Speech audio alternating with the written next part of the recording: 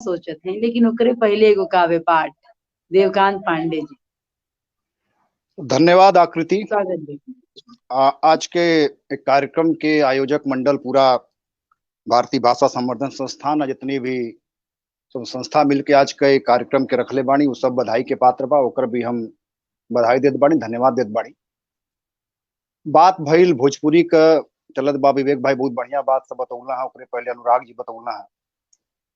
बात हम एहू पर करब कि भोजपुरी के समय का दशा बा, का दिशा बा, आ का होखे के चाही। लेकिन जैसन कि आकृति के आदेश बा कि पहले एक ठो कविता हम सुना दी, ओकरे बाद एक कभी चर्चा करब। भैया आदेश कविता ना निहोरा है, आदेश ना ठीक। निहोरा है, निवेदन बा। आकृति स्वागत बा। छोट छोट छोट बहिन आदेशो दे सकेले, कोनो दिक्कत नहीं बा। स्वागत बा, स्वागत। पहले एक ठो हम गीत सुनावल चाहते भोजपुरी के, ओकरे बाद फिर जन बाकी सब प्रश्न बा ओकर हम का अरे वाह, सोचिला, का स्वागत हमके स्वागत। लौकत बा, वो हम जो न ई जो गीत का प्रसंग बा, वो प्रसंग ई गीत हमरे बहुत दिल के करीब बा, तो ए लिए हम चाहते हैं कि आज यही के हम सुनाई।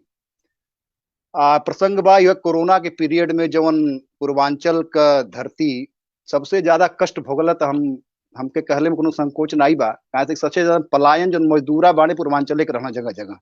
बम्बई दिल्ली से जन पलायन भइल, तो पूर्वांचल के लोग ढेर में तंग भइल, परेशान भइल। तो भोजपुरी में एगो बात, वो समय का मजदूर का कौने दशा में रहे, का ओकर निहोरा रहे, का उ कहल चाहत रहे शासन प्रशासन से, वो एगो गीत के माध्यम से हम प्रस्तुत कर चाहत बानी। कि तेज घाम में देहि जरत बा, कि तेज घाम में देहि जरत बा, भूख प्यास से चूर हई। कि तेज घाम में देहि जरत बा, भूख प्यास से चूर हई। ए साहेब तनी नजर घुमावा, देश के हम मजदूर कि भूख मिटावे खातिर के हम, कि भूख मिटावे खातिर के हम आइल रहली शहरी में, लेकिन वापस जात हई घर, वापस भरल दोपहरी में। कि नंगा पावे रहिया नापत, कि नंगा पावे रहिया नापत, घर से कितना दूर हई। ए साहेब तनी नजर घुमावा, देश के हम मजदूर हई। आंख में आंसू डर चेहरा पर, कि आंख में आंसू डर चेहरा पर, पैर में पाकल छाला बा, चलल जात बाड़ी घर पैदल, केहू न पूछे वाला बा। कि आप हई महाराज देश के, कि आप हई महाराज देश के, हम त पाँव के धूर हई। ए साहेब तनी नजर घुमावा, देश के हम मजदूर हई। कवन विपत्ति ना जाने कब, कि कवन विपत्ति ना जाने कब, आजीवन से जुड़ी जाई। ना जाने कहवा राही में प्राण देहि से उड़ी जाई। कि कवन विपत्ति ना जाने कब आजीवन में जुड़ी जाई। ना जाने कहवा राही में प्राण देहि से उड़ी जाई। तब महाविपत्ति के ए क्षण में, कि महाविपत्ति के ए क्षण में हम कितना मजबूर हई। ए साहेब तनी नजर उठावा, देश के हम मजदूर हई। ए साहेब तनी नजर घुमावा, देश के हम मजदूर हैं। तो ई आज के गीत रहल हमार। कितना मार्मिक और सुंदर, बहुत धन्यवाद आकृति। दर्शक लोग के एक बात और बताना चाहते हैं कि देवकांत सर सहायक प्रबंधक बानी राजमाशामी भारत हवाई अड्डा प्राधिकरण के। तो रउआ परिचय में थोड़ा सा हमसे छूटल रहो, क्षमा मांगत के फिर से रउआ के आमंत्रित करते हैं। और बड़ा जिम्मेदारी रउआ निभावत हैं, साहित्य के प्रति भी, दायित्व के प्रति भी। स्वागत। धन्यवाद आकृति। बात भइल भोजपुरी के विवेक जी और ओकरे पहले अनुराग जी काफी कुछ बतौने लोग। हम कुछ तथ्य से आप लोगों के अवगत करावल चाहत बानी कि भोजपुरी का स्थिति बा आज के समय में। ओकरे बाद और भी हम बात करब। आज कम से कम 16 गो देश ऐसन बाड़ा जहां पे कि भोजपुरी कोनो ना कोनो रूप में बोलल या समझल जाले। मॉरिशस और नेपाल जैसन देश में तक के मान्यता भी मिलल बा। देश विदेश में 20 करोड़ से ज्यादा के बोले या समझे वाला लोग बाड़े।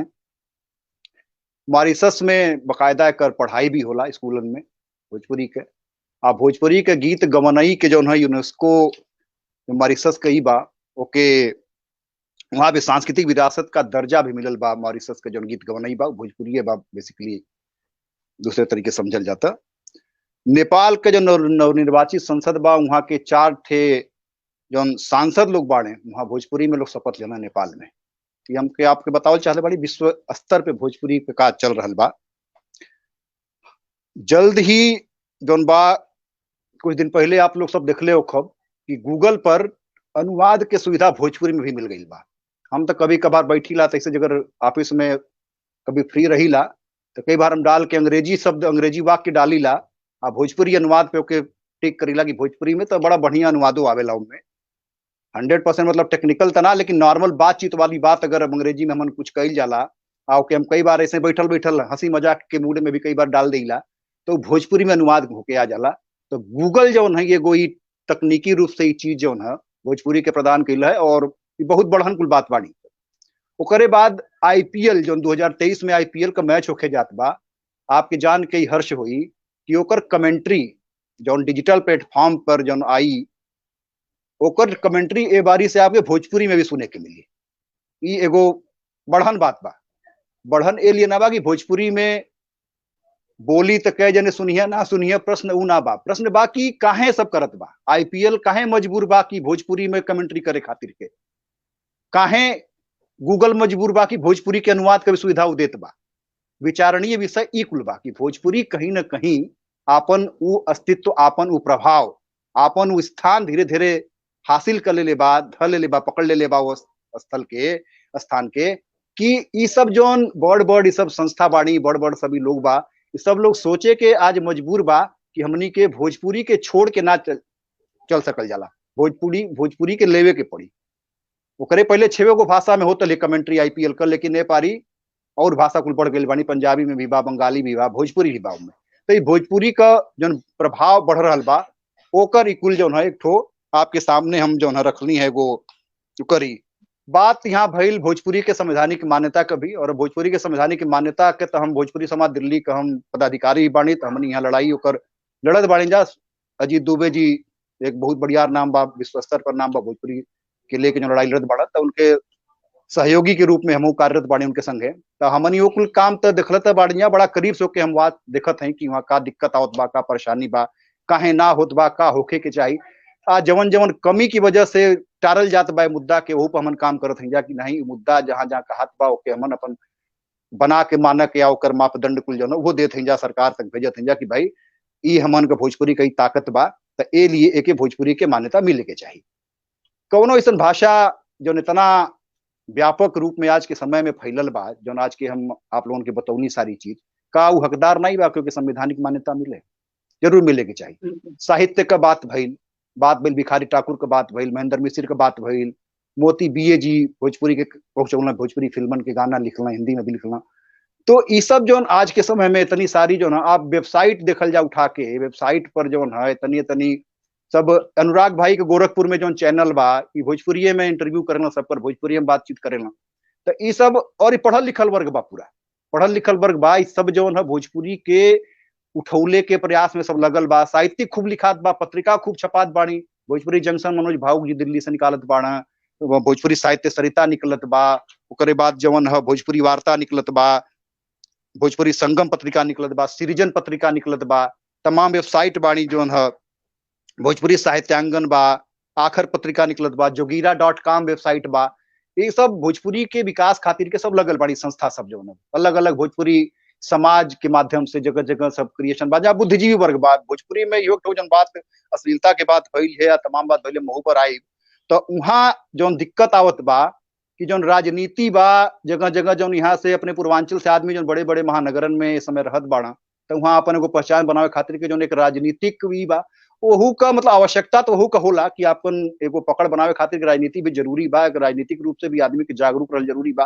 लेकिन कई बार वो चीज के बिगाड़त भी बा, काहे से कि खाली चमकौले के चक्कर में वो हमन फिर सस्ता के चक्कर में पड़ जाते हैं जा कि हऊ नाच करवादा होके बोलाला उसे वो आई फलनवा आई तो ढेर भीड़ जुट जाई।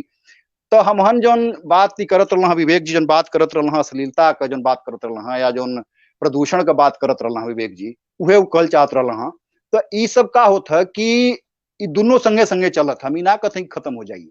लेकिन एक बात जौन है हम ही कहल चाहते हैं कि जौन अश्लील बा भोजपुरी में, जौन अश्लील गाना सब आवत बाड़ा वो कैसे बढ़ जात बाड़ा भाई। व्यू जौन है एक गाना अश्लील गाना के यूट्यूब पर उठा के देखल जाए तो जितना ओकर व्यू ओके मिलत बात देखल जात बा ओके ना, तबे ना व्यू बा ओकर। तो के जिम्मेदार बा एकर, हमनियो देखे वो सुने वाला भी तो जिम्मेदार बनी जा ओकरे खातिर के। तो एहू पर मंथन होके के चाहिए कि आखिर कहाँ से भाई गावे वाला के तो कमाए के बा, उ भोजपुरी के बारे में थोड़ा सोचत बा। भोजपुरी के बारे में तब सोची जब थोड़ा बढ़न आदमी बन जाई, तब जो है हमन के जैसन लोगों के जब मंच पे कहीं से अगर ओके मौका मिली अइले का, तब फिर आके बड़ बड़ बात करी। शुरुआती दौर में तो वैसे ही जो है अपन के चमके के बाद अपन कुछ जो है उल्टा पुल्टा गा के अपन रात रात में चमक जाए के बाद भाई सुंदर गाना गाई तो समय लगी। कछुआ वाला बा खरगोश की तरह दौड़ल चाहत बा, तो जो खरगोश की चाल में चले के बाद दौड़े के बाद तो उ जो है उल्टा पुल्टा की रात रात हिट होके वाला गाना हुआ बनत बा। इतनी बनत बा कि पूछी मत, जगह जगह तो हर गांव में आजकल स्टूडियो खुल गई बा, स्टूडियो खुल गई बा, सब गायक पैदा हो गई बा, जेके जौना मन करत बा सब लेखक लोग पैदा हो गई बाड़ा, सब उठा के कुछ लिख देत बा, सब हुआ जवन है आ गाय वाला गा देत बा कि भैया देखा कितना व्यू मिल गल, कितना हिट हो गल। तो जो असली चीज बा, जो महेंद्र मिश्र के बात भइल, जवन शास्त्री के बात भइल, मोती बीए जैसन लोग जिसको जब लिखल है, ये लोग जो है भिखारी ठाकुर जैसन लोग जो लिख के गई ना, तो अब ओके या नई चीज जैसे हमन कवि बाणी जा तो कविता जो करत ही जहाँ हम, तो वो चीज के लोगन तक पहुंचावे खातिर के हमन के सपोर्ट का बा, माध्यम का बा। ग्रामीण क्षेत्र में हम बहुत अफसोस के साथ एगो आपके उदाहरण बतावल चाहते हैं कि जो गांव से हम मूल जिला हमार मऊ जिला बा, आजमगढ़ के लगे वहां का निवासी बाड़ी। 8वीं ले हम गांव में पढ़ले बाड़ी, ओकरे बाद हम 9वीं के बाद सजी पढ़ाई लिखाई दिल्ली के बा। हमार गांव से बहुत लगाव बा हमके, आज भी हम गांव जाइला आ वहां हम प्रयास करत हैं गांव में जाके कि जो मनोरंजन के जो साधन कुल बा वहाँ स्थानीय जोन बा ओके शुद्ध कइल जा, कविता का माध्यम अपनावल जा, भोजपुरी कविताओं का, हिंदी कविताओं का शुद्ध चीज, साहित्यिक चीज, और मतलब ओके पसंद भी आवे। ऐसा ना कि एकदम से साहित्यिक ऐसा हो जाए कि तुम यही ना कर। तो हमार थोड़ा सा उनमें हम थोड़ा सा लेके चलिला, लेकिन अश्लीलता के खिलाफ हमार। लेकिन अब चक्कर ये बा कि वहाँ एगो हम स्कूल से एक दिन बात कैली, 1 आध साल पहले के बात बा, हम उनसे बतौनी कि भाई आप स्कूल में आपके बच्चे हैं और उनको आप जो है मनोरंजन के नए माध्यम, टैलेंट भी लड़कों के अंदर टैलेंट भी होला कि केहू के कविता लिखे के ढंग आवत हो, केहू के लिखे के हो टैलेंट भगवान देले हो, भोजपुरी में लिख सकेला, हिंदी में लिख सकेला। तो हम कहनी आपके स्कूल में कभी सम्मेलन के एगो आयोजन कइल जाओ कोनो मौका पर, ताकि ऐसे जो है बढ़ावा मिली, अपने के मनोरंजन के एगो माध्यम भी बाई। तो कहला कि ई बतावा कि कवितावा सुने के आई, फलनवा के बलौता, फलनवा जो है इतना बढ़िया लोक गायक बा, उ बलैबा तो जो है यहाँ तो भीड़ हो जाई, खड़ा भइले के जगह ना मिली, आ टिकटों में खूब पैसों मिली, खूब टिकट भी बिकी ओकर, तो स्कूल के आमदनी भी हो जाई, कविता सुने के आई तुआ। अब ई मानसिकता केकर बा जे वहां स्कूल चलावत बा, उ लइकन के का देत होई हां, बच्चन के का पढ़ई हां, उनके खातिर के जो भोजपुरी के चमकल लोग गायक बाड़े आजकल अश्लील गाना गा गा के, उहे लोगन के उहो लोग बुलावल चाहत बाड़े। मतलब का बा ओकर बुलौले का, भीड़ इकट्ठा करे के बा, राजनीतिक मुद्दा बा, राजनीति में दिखावे के बा, टिकट लेवे के बा केहू के, तो एक कुल में भीड़ ज्यादा है, केहू सम्मेलन में भीड़ ना आई। लेकिन हम लागल बानी, हम ओके तोड़ले में लागल बानी, अपने गांव जिला ज्वार जहां तक हमार पहुंच हो सकेला, टीम बा हमरे लगे, ठीक ठाक लड़का बाड़ा जुड़ल बाड़ा हमसे लोग, हम लोग कोशिश करते हैं कि वहाँ एहू के एगो माध्यम के रूप में कविता के भी और भी चीज, और भी बहुत सारा माध्यम है, किस्सा गोई हो सकेला, कविता हो सकेला, आ टैलेंट बा वो सब एरिया में टैलेंटेड लड़का सब बाड़ा जो उनकी सब कर सकेला, लेकिन लड़कन के दिशा दे वाला केहू नहीं बा। तो भोजपुरी के जो अश्लीलता वाली बात बा, आ अश्लीलता के एक बात इहो बा, जगह कहीं चर्चा होत रहे, हमके बोले के मौका मिलल, तो एक बार हमारे एंगल इहो रहेला, में देखल एक कि पेट जोन बा ना, पेट के जोन भूख बा, उ बहुत सारी समस्या के कारण तो उहो होला। तो जो पलायन वाला एगो स्थिति बा हमन के एरिया के, कि आदमी जो है जात बा, नौकरी नहीं बा, रोजगार नहीं बा, कहीं नौकरी करे जात बा, नौकरी करे जात बा, वहाँ लड़का बच्चा के संगे रख ना सकेला, तो कुछ जवन है बेसिक नीड भी आदमी के होले, बेसिक नीड होले तो जवन है ओके सस्ता मनोरंजन चाहिए ओके, तो सस्ता मनोरंजन के चक्कर में अपन जवन है वो ऐसा फिल्म देखत बा, वैसा गाना, तो वो प्रमोशन भी हमके लगत है कि आर्थिक कारण पर भी विचार होके के चाहिए, कि अगर हमन के क्षेत्र का आर्थिक विकास अगर बढ़िया से हो जाए, रोजगार सबके मिले लगा हर आदमी के जवन है, तो हमके लगत है कि इहो एगो समस्या का कारण बा, कि आदमी के अपने घर परिवार में अगर रहे के इज्जत मिल जात बा, रोटी रोटी मिलत बा, तो एगो प्रेशर भी रहेला समाज का, तो उहो एगो कारण हो सकेला कि अश्लीलता जोन बा फैलल कम हो जाए। तो जवन भी बा स्थिति बा, अश्लीलता बा, कोनो में दो राय नहीं बा, गाना खूब बजत बाड़ा, सब उल्टा पुल्टा बजत बाड़ा, गांव के निवासी बाणी जा हमन जाल जाला, हमन देखल जाला, तो ई सब होत बा। लेकिन ओहू में बहुत सारी संस्था ऐसा बाणी, बहुत सारे लोग ऐसा बाड़ा कि लोग बेहतरीन काम करत बाड़ा लोग। आखर जैसा संस्था बा, साहित्यांगन बा, और जो अनुराग जी जो अभी प्रोग्राम में लोग कर रहे हैं गोरखपुर में, अनुराग रंजन जी, तो बहुत सारे युवा शक्ति जो बा लागल बा कि नहीं जो हमन के अच्छा गावे के बा, अच्छा कार्यक्रम करे के बा। दिल्ली के भोजपुरी समाज दिल्ली संस्था बा, जो कमो पदाधिकारी बाणी जा, जितना बड़ बड़ अधिकारी लोग बा, बुद्धिजीवी वर्ग बा, सब हमन के संगे जुड़ल बा। माटी एगो संस्था बा, माटी करके बा, पूर्वांचल के संस्था बा दिल्ली में, माटी संस्था अपन हर साल कुछ न कुछ कार्यक्रम करावे ले, तो बढ़िया जो है तरह का। तो अच्छे चीज खातिर के जो ना संघर्ष बा, अच्छाई लियावे खातिर के संघर्ष बा, बुराई खातिर संघर्ष नहीं बढ़े, तो अच्छाई खातिर के संघर्ष बा, संघर्ष होत बा, जे जहां बा वो स्तर पे संघर्ष करत बा। आवश्यकता यह बा कि सबके जागरूक कइल जाओ कि भाई ई आपन भाषा बा, काहे अभी जो विवेक जी या के चर्चा करत हल, हम बताई हम दिल्ली में 9वीं क्लास में पढ़े अली, तो वो समय स्थिति रहे कि जब कॉलेज में गली हमन पढ़े दिल्ली यूनिवर्सिटी में, देशबंधु कॉलेज से हम पढ़ले बनी, तो वहां हमन का ग्रुप रहे अपने पूर्वांचल का, भोजपुरी वाला मैथिली सब जितनी पूर्वांचल के लोग रहे ना, तो मैं बहुत लड़का ऐसा आमा कि जो ना बोलले में कसरिया, जैसे हमार तो आदत है हम शुरू से भोजपुरी में बोली ला, कहीं केहू के संगे हमके कोनो दिक्कत नहीं बोले। हाँ, एक प्रसंग और यहाँ बता दें, यही प्रसंग में जब बात याद आ गई हमके कि दिल्ली में स्थिति कुछ कुछ हमके सुखद ए लिए लौकत बा अभी, कि दिल्ली में मेट्रो में भी भोजपुरी गाना बजत हमके मिलेला। मेट्रो में जाइला तो अधिकतर में संगे होला कि भोजपुरी के एकाध गो गाना कौन बजत बा वो अलग बात बा, ऊपर हम ना जाई, गाना उल्टे पुल्टा हो, ये में दूराई नहीं बा।